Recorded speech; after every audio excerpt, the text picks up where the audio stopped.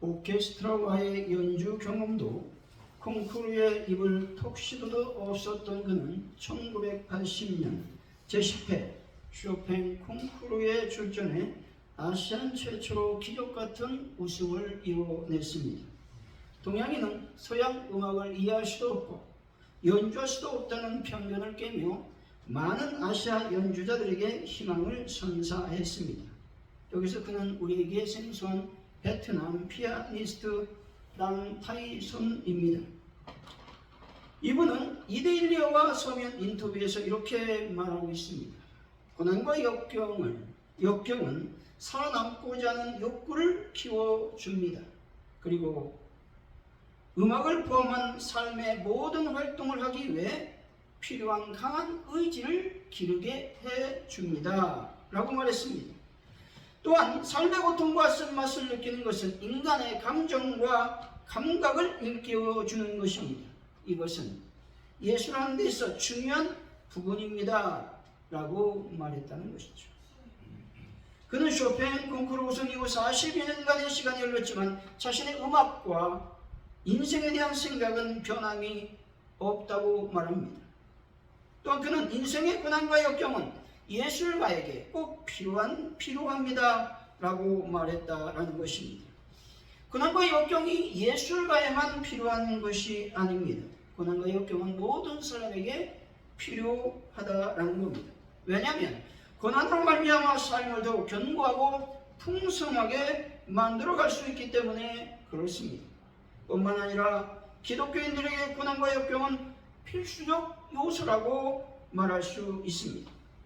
각자 당하는 또 각자의 고난 또 각자 당하는 고난 여러 가지가 다양하고 다르다라는 것입니다. 성경의 대표적 고난의 대명사는 욥입니다. 욥은 고난을 당했다는 것이죠. 그러나 구약 족장 시대에 당하는 고난은 자신의 잘못 때문에 당하는 고난으로 이해가 되었다는 것이죠. 하지만 욥은 자신의 잘못이 아니라 사단의 참소로 말미암아 의인이 당하는 고난이었다고 성경은 말씀하고 있습니다.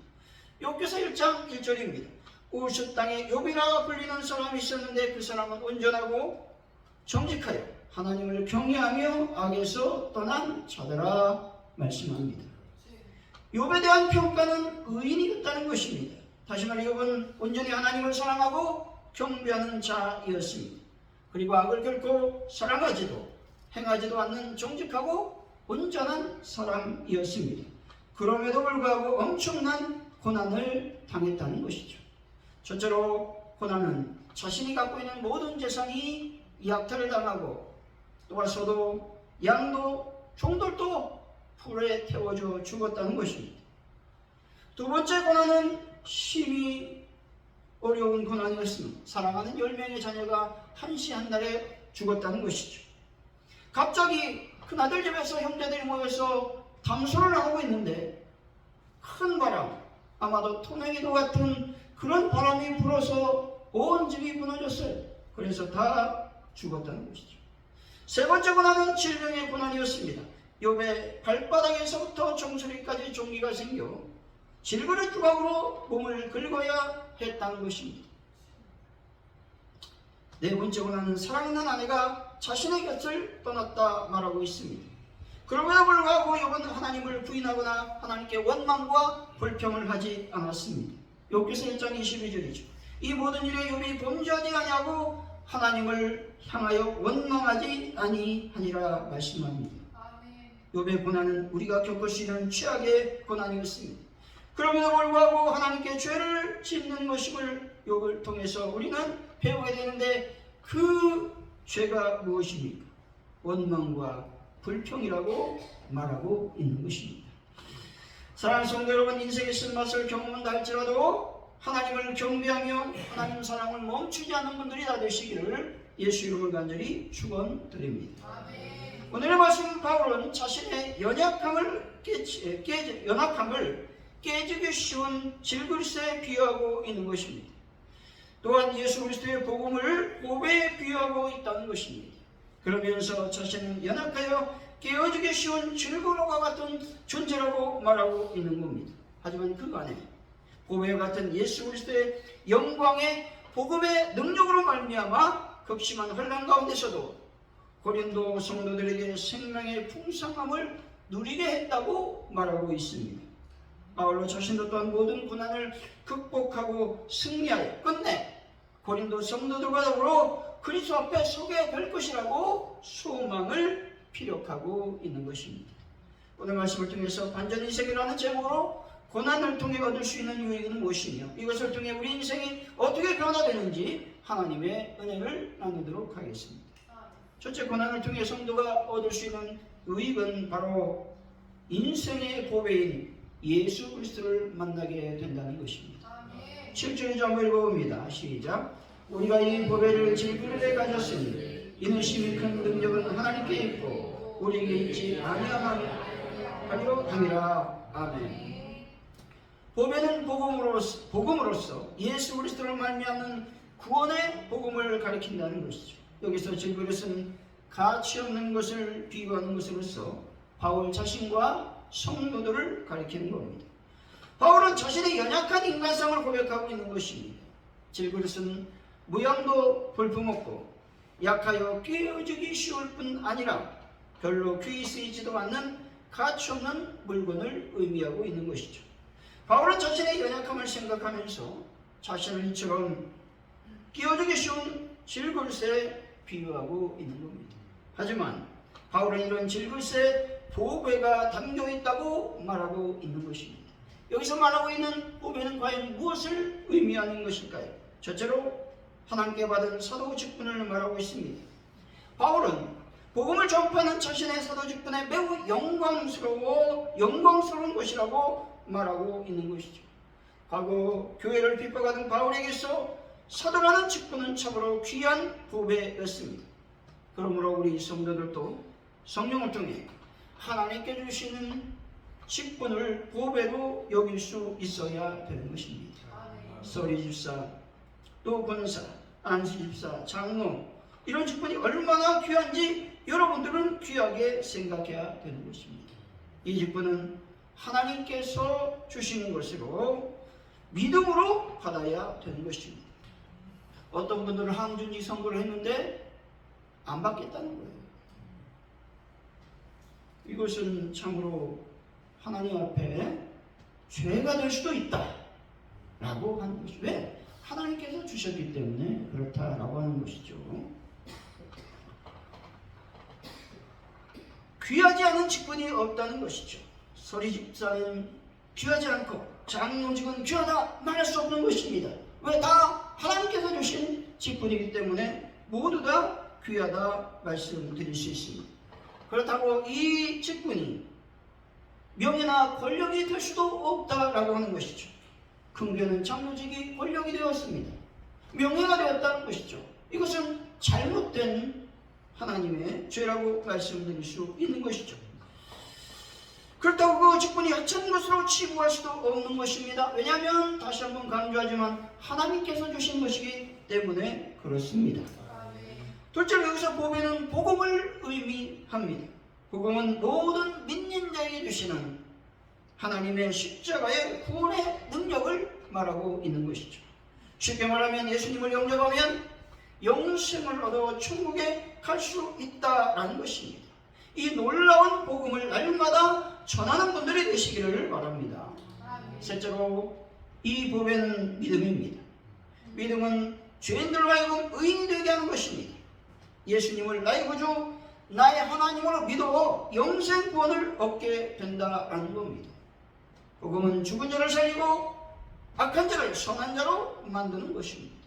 육체적 쾌락과 본능을 쫓아 살던 죄인의 길에서 돌이켜 영혼을 사모하게 만드는 것이 복음인 것입니다.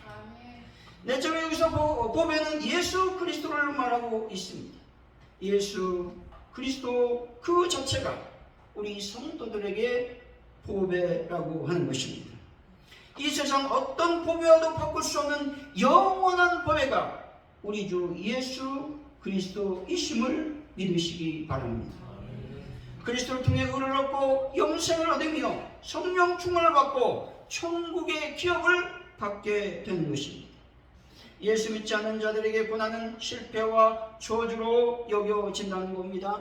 하지만 구원받은 하나님의 자녀에게 고난은 축복과 영광이 되는 줄 믿습니다. 고난은 두 가지 방식으로 축복으로 되어집니다. 하나는 고난을 통해 거룩함에 이르게 된다라고 하는 것입니다. 베드로전서 4장 1절이죠. 그리스도께서 이미 육체의 고난을 받으셨으니 너희와 같은 마음으로 갑옷을 삼으라. 이는 육체의 고난을 받은 자는 죄를 그쳤음이니 말씀합니다. 고난이 오면 죄를 지울 수가 없다는 겁니다. 왜냐하면 죄를 짓게 하는 나의 본성자가 죽어지기 때문에 그렇다라고 하는 겁니다. 고난이 왔는데 여전히 죄를 짓는 사람은 거의 찾아볼 수 없다라고 하는 것이죠. 고난은 나의 자아에 대한 죽음을 요구하고 있다라고 하는 것입니다. 다시 말해 나의 죄악된 자아가 죽으면 고난은 끝이 난다고 하는 것이죠. 고난이 끝난다는 것은 고난이 해결됐다라는 말이 아니라 고난이 더 이상 고난이 되지 못한다라는 의미를 지니고 있는 것이죠. 고난이 더 이상 고난이 되지 못할 때 육이 죽고 하나님의 사람으로서 성화되어 가는 줄로 믿습니다. 또 하나의 고난이 축복이 되는 경우는 나의 고난을 통해 예수 그리스도가 증거되기 때문에 그렇다는 것이죠.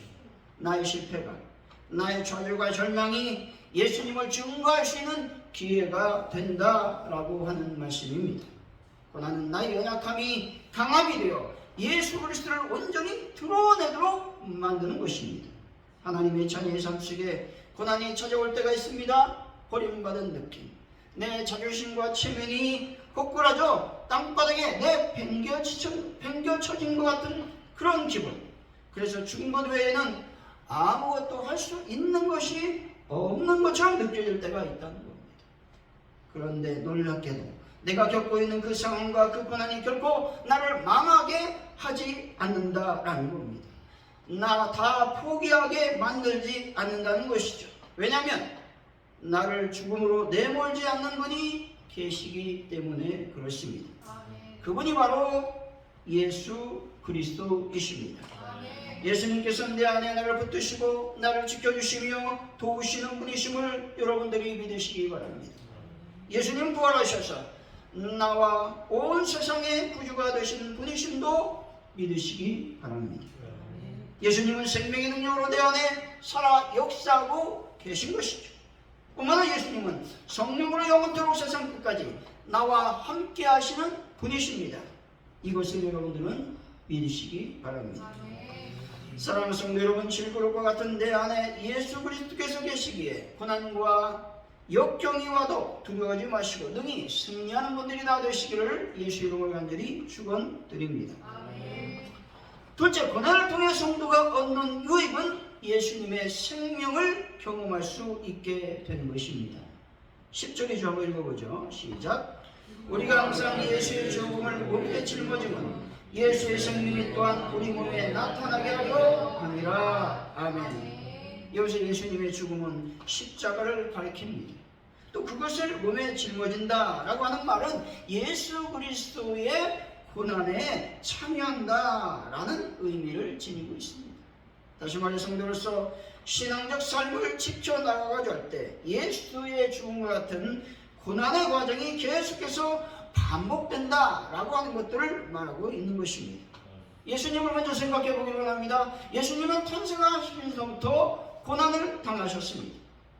예수님이 탄생할 그 장소가 어디였습니까? 마구간이었습니다. 집에서 태어나야 되는데 허름한 초가집도 괜찮았어요. 그런데 그 초가집도 아닌 여관의 마구간에서 태어났다는 것이죠. 이것이 고난이죠. 근데 태어나고 어떤 일이 벌어집니까? 예수 그리스도가 왕이 될 것을 두려워한 그 바로가 어떻게 됩니까? 예수를 죽이고자 죽음의 사신단을 보내는 것이죠. 그래서 예수님은 태어난 예루살렘에 있지 못하고 어디로 피신하게 됩니까? 애굽으로 피신했다는 겁니다. 예수님께서 살아가실 때 어땠습니까? 바리새인, 서기관들, 산헤드린 공회와 같은 유대 어떤 정치 지도자로부터 늘 비판을 받았습니다. 또 고소를 당하고 비난을 받아야 했다는 것이죠. 뿐만 아니라 예수님의 형제들부터 배척을 받기도 했다는 것이죠. 형제들이 힘이 되어줘야 되는데 형제들이 힘이 되지 못했다라는 것이죠. 예수님의 십자가는 가룟 유다의 배신으로부터 시작되었고 십자가 현장에서 제자들이 배신과 외면을 받아야 했다는 것이죠. 그러나 이런 배신과 외면 그리고 고난을 통해 예수님께서는 우리의 구원자가 되셨습니다. 공생의 기간 중에는 많은 박해와 모욕이 있었죠. 하지만 이런 고난이 있음에도 불구하고 예수님은 하나님 나라를 전파하심으로 수많은 병자, 가난한 자, 눌린 자를 고치시고 자유롭게 하셨습니다.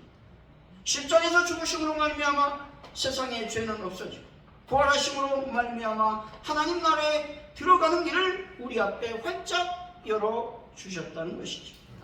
그렇다면 그리스도의 고난에 참여한다는 것은 어떤 삶을 의미하는 것일까요? 첫째로 교회를 위한 수고와 봉사를 가리킨다는 것이죠. 교회는 그리스도의 몸입니다. 그러므로 교회를 위하여 수고하고 봉사하는 것이 곧 그리스도의 남은 고난에 참여하는 것입니다. 골로새서 1장 24절이죠. 나는 이제 너희를 위하여 받은 괴로움을 기뻐하고 그리스도의 남은 고난을 그의 몸된 교회를 위하여 내 육체에 채우느라 말씀합니다.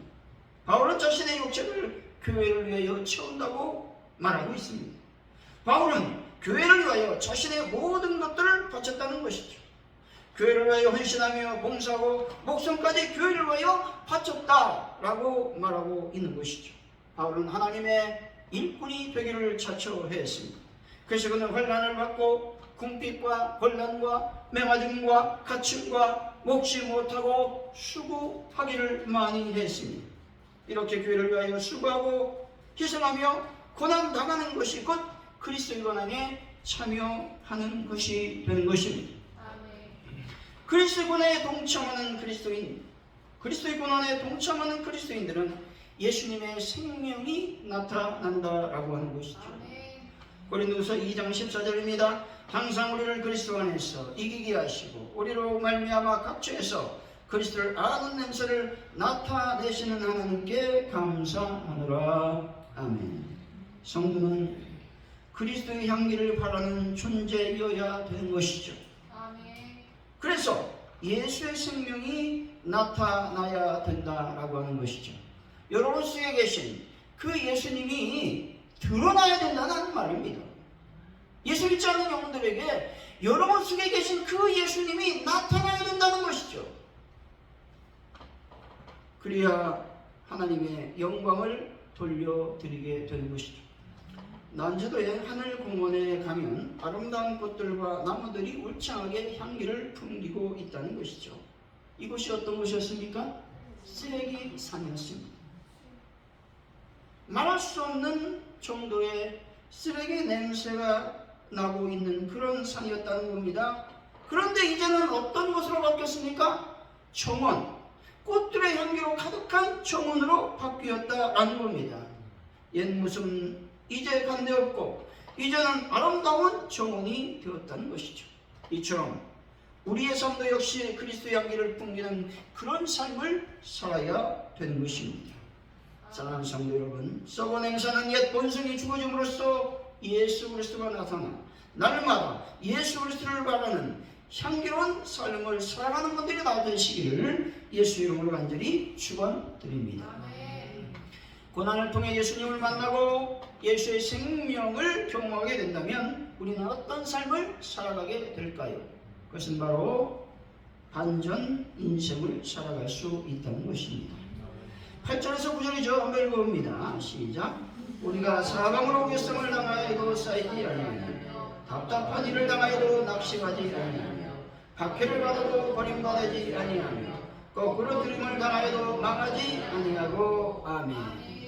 여기서 답답한 일이라고 하는 말은 적군을 포위하여 한 곳에 몰아넣는다 라는 의미로서 일체의 수단이나 빠져나갈 능력이 없는 그런 상태를 의미하고 있습니다. 우결성을 당하는 것, 박해를 받는 것, 거꾸로 들임을 당하는 것, 이 모든 일이 답답한 일에 속하는 것입니다. 우리가 아무리 노력해도 열심과 성실로 일한다 할지라도 결과가 나오지 않을 때가 있다는 것입니다. 이럴 때 인생은 내 마음대로 안 된다라는 생각을 하게 되는 것입니다. 여러분, 베드로를 한번 생각해 볼까요? 베드로는 답답한 일을 당했습니다. 여러분, 베드로가 하나님의 복음을 증거할 때 사내들인 공회원들이 베드로를 체포했습니다. 그래서 그에게 경고하죠. 예수 이름으로 말하지도 말고 가르치지도 말라고 경고합니다. 그때 베드로는 답답했겠죠. 그러나 그는 견고하게 선포하고 있는 것입니다. 너 하나님 앞에서 너희 말 듣는 것이 하나님 말씀 듣는 것보다 옳은가 판단하라. 우리가 보고 들은 것을 말하지 아니할 수 없다 말하고 있는 것입니다. 담대하게 하나님의 복음을 증거하려면 어떻게 해야 되겠습니까? 내가 보고 들은 것이 있어야 된다는 거예요. 그것이 없으면 하나님의 복음을 증거할 수 없다는 것이죠. 왜냐하면 하나님께서 나에게 주신 여러 가지 은사, 또 여러 가지 역사, 여러 가지 어떤 체험들을 주시면 여러분은 밖에 나가서 말하고 싶어 견딜 수 없을 것입니다. 여러분들에게 주신 비밀이 있다면 그 비밀을 말하고 싶어 견딜 수 없을 것이다 라고 하는 말씀이죠. 베드로 요한은 실망하지 않았습니다. 주눅들지 않았습니다. 담대하게 하나님 말씀을 전하겠다고 선포하고 있는 것입니다. 사도 바울은 어떠했습니까? 신라는 어땠습니까? 빌립보성에 갔습니다. 하나님의 복음을 증거하다가 귀신들 여종을 고쳐줬습니다. 죽은 것 같은 인생이 새로운 인생으로 바뀌어졌다는 것입니다. 그런데 귀신들 여종을 고쳐줬다는 이유로 여종의 주인들 그들이 고소한 겁니다. 그래서 빌립보 감옥에 바울과 실라가 갇히게 되었다라고 하는 것입니다. 하나님의 복음을 전했습니다. 역사가 이루어졌습니다. 그럼에도 불구하고 감옥에 갇히는 것입니다. 이때 바울이 실망했습니까? 낙심했습니까? 결코 그렇지 않았다는 것이죠. 그들은 도리어 기도하고 찬송했습니다. 그러자 하나님께서 빌립보 감옥을 무너뜨리고 은혜를 베풀어 주셨습니다. 간수자에게 하나님의 복음이 증거되었고 그 가족들에게 구원의 길이 열리게 되었다 말하고 있는 것입니다. 무엇인가 하고 싶은데 할 수 없는 상태가 될 때가 있다는 겁니다. 그럴 때 실망하고 낙심하며 좌절하게 됩니다. 그러나 예수 믿는 이들은 결코 낙심하거나 절망하지 말아야 되는 것이죠. 왜냐하면 하나님께서 반드시 함께 하실 것이기 때문에 그렇습니다. 이것이 바로 반전 인생인 것이죠. 나의 존재가 무너져 내리고 견딜 수 없는 고통이 닥쳐올 때 우리 인생은 다시 이룰 수 없을 것 같은 죽음을 맞이합니다. 이때 하나님께서 이렇게 말씀하십니다. 일어나 걸어라. 내가 새 힘을 주리니 라고 말씀합니다. 반전 인생은 결코 멀리 있지 않습니다. 가까이 있습니다. 왜냐하면 하나님이 여러분에게 가까이 있기 때문에 그렇습니다. 하나님 우리 인생에 반전을 일으킬 수 있는 힘과 능력을 갖고 계신 전능의 하나님이심을 믿으시기 바랍니다. 이사야서 40장 31절이죠. 오직 여호와를 악망하는 자는 새 힘을 얻으리니 독수리가 날개치며 올라감 같을 것이요 다른 곡질하여도 곤비하지 아니하겠고 걸어가도 피곤하지 아니하리로다. 아멘. 하나님께서 날개치며 올라갈 수 있는 힘을 여러분에게 허락하실 줄로 믿습니다. 하나님을 열리에 사랑하시고 기쁨으로 교회를 위해 봉사하며 헌신하시기 바랍니다. 그러면 우리 인생의 반전을 맛보게 될 것입니다.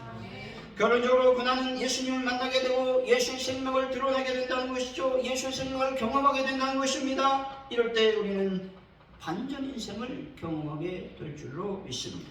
사랑하는 성도 여러분, 사망의 엄청한 골짜기 가운데 있을지라도 하나님께서 주시는 여호와이시 승리를 경험하는 분들이 다 되시기를 예수 이름을 간절히 축원드립니다. 기도합니다. 하나님 아버지 감사합니다. 내 인생이 예수를 만나기 원합니다. 내 인생에 예수의 생명이 들어오길 원합니다. 그래서 힘들고 어렵고 고난이 많았다 할지라도 반전 인생이 내 삶 속에서 이어질 수 있도록 역사하여 주옵소서. 그래서 하나님을 온전히 사랑하고 하나님을 하나님께 영광 돌리는 삶으로 채워 주옵소서. 감사합니다. 예수님의 이름으로 기도하옵나이다. 아멘.